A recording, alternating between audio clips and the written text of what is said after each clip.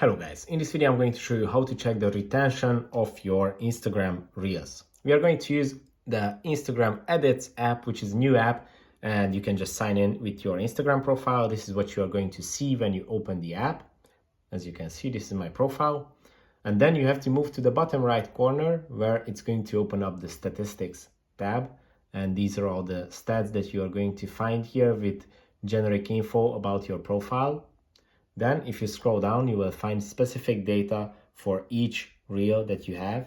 And if you select one of these, you can just scroll down and you can find the retention chart of your reel. As you can see, at the beginning, 100% of viewers are watching, and then it drops down, and you can check this out for each and every reel that you have. So yeah, basically it's pretty easy to use. If this video was helpful for you, please consider sending a super thanks donation.